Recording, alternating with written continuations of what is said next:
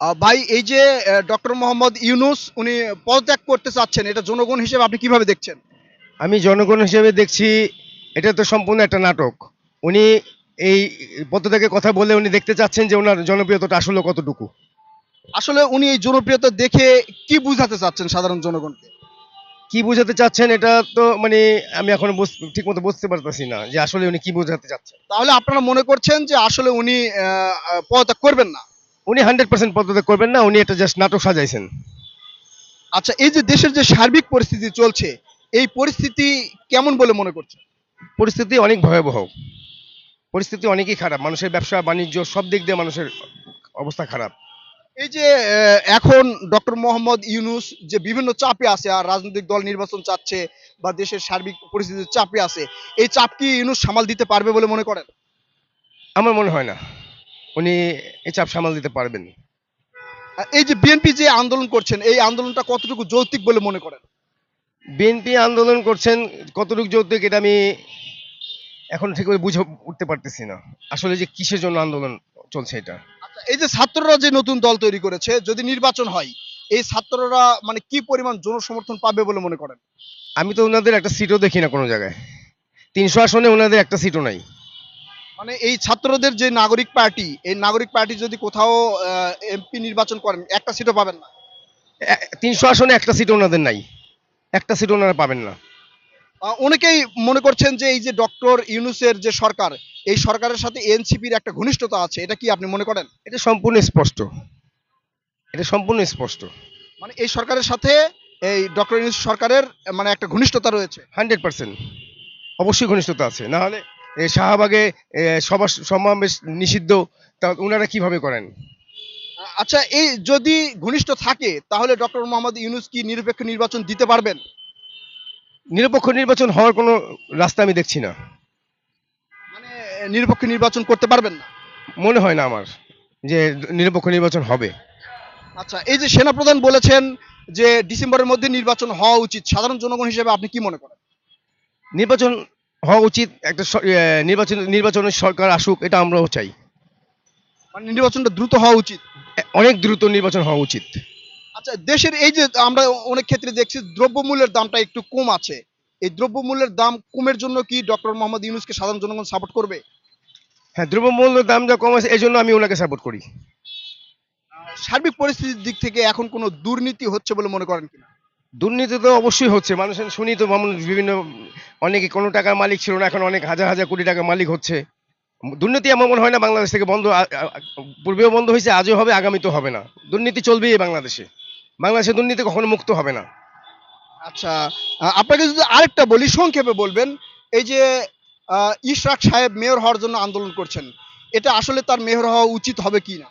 Mayor যদি আপনার গত নির্বাচন যদি আপনার গিয়া 2 নম্বর নির্বাচন হয়ে থাকে, ভুয়া নির্বাচন হয়ে থাকে, আহ, তো ওই নির্বাচন যদি আপনার গিয়া গ্রহণযোগ্য যদি না থাকে, এখন কিভাবে গ্রহণযোগ্য হয় সেটা হলো আমার বিষয়। মানে আপনি বলতে চাচ্ছেন যে আওয়ামী লীগ সরকারের সময় নির্বাচন যদি সঠিক না হয়ে থাকে, তাহলে সেই নির্বাচনের ভিত্তিতে ইশরাক মেয়র হতে মানে হবে না বলে মনে করছেন?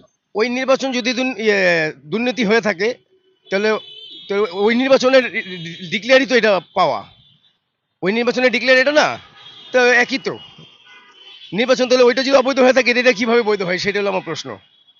আচ্ছা, এই যে ইসলামিক দলগুলোর বিষয়ে যদি আপনাকে একটু বলি, যে জামাত শিবির বা অন্যান্য ইসলামিক যে দলগুলো আছে, এরা যে নির্বাচনে যদি অংশগ্রহণ করে, এদের জনসমর্থন কেমন পাবে বলে মনে করেন?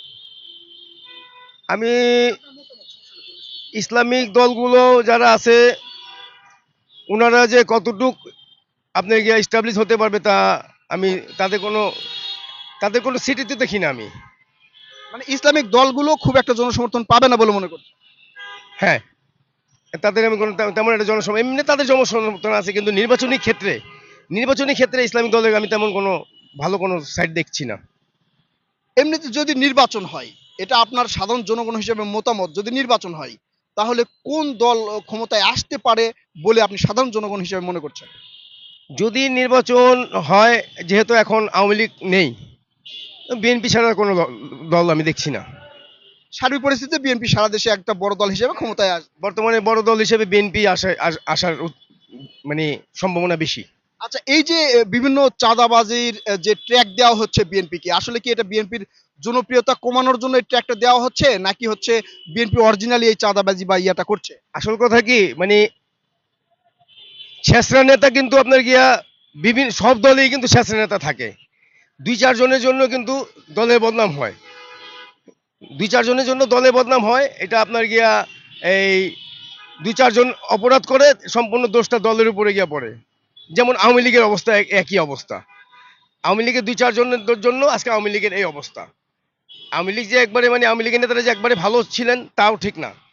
আওয়ামী লীগের নেতা কর্মীরাও অনেক অপরাধ করেছেন, যার জন্য আজকে খেসারত শেখ হাসিনার দিতে হচ্ছে।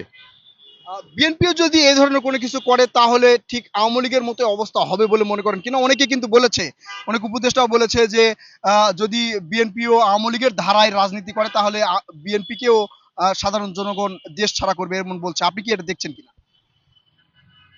আমি মনে করি অপরাধ যারা করে তারা সে যে দলেরই হোক না কেন, তারা এই বাংলাদেশে রাজনীতি করার কোনো অধিকার নেই আমি মনে করি।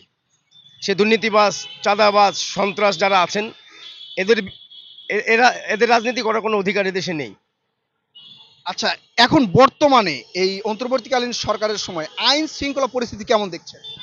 আইন শৃঙ্খলা পরিস্থিতি আমার চোখে ভালোই লাগছে, মোটামুটি ভালো চলছে। ভালোই চলছে। যেমন ধরপাকড়, মিথ্যা মামলা বা এই ধরনের কিছু দেখছেন কিনা? এই মিথ্যা মামলা ধরপাকড় এটা তো কিয়ামত পর্যন্ত থাকবে, এটা কখনো বন্ধ হবে না। যেই দলই সরকার ক্ষমতা আসুক না কেন, ধরপাকড়, মিথ্যা মামলা এটা সারা জীবন থাকবে। পুলিশ প্রশাসন ওনারা কিন্তু ওনাদের আগের জায়গায় আছেন, ওনারা কিন্তু মানে পরিবর্তন হন নাই আমি মনে করি। ওনারা ওনাদের জায়গায় আছেন, ওনারা পরিবর্তন হন নাই। এই কি মানে খেলোয়াড় আগে জাস্ট জার্সি চেঞ্জ হয়েছে, আর কিছু না।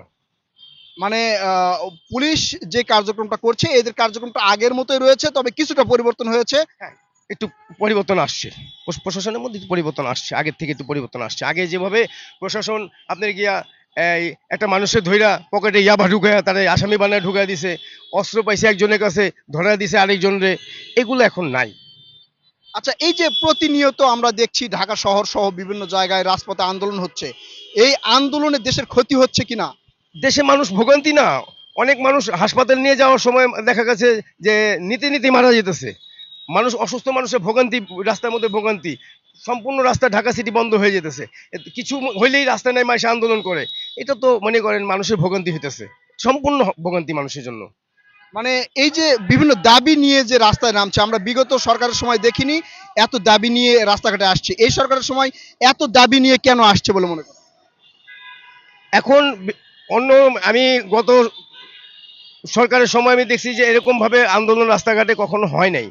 এখন তো মনে করেন যে না সেই মনে করেন রাস্তাঘাট বন্ধ করে ফেলতেছে, যে না সেই রাস্তাঘাট মানুষের ভোগান্তি করতেছে, জ্যাম জট দিয়ে মানুষ অতিষ্ঠ হয়ে যেতেছে। মানুষ বর্তমানে এই আন্দোলনের কারণে মানুষ অনেক অতিষ্ঠ, একমাত্র জ্যাম জটের জন্য। মানে সাধারণ জনগণ এসব আন্দোলন চায় না বলে মনে করে। সাধারণ জনগণ চায় না, তার মধ্যে আমিও চাই না যে এই ধরনের আন্দোলন, রাস্তাঘাট ভোগান্তি, মানুষের অনেক রুগী থাকে, রাস্তাঘাটে মারা যায়, এই মানুষ যাইতে পারে না, অফিস আদালত আছে, অনেকে চাকরি করে টাইম মতো নিয়ম চাকরিতে যাইতে পারে না, এটা তো একটা ভোগান্তি না? ধন্যবাদ আপনাকে।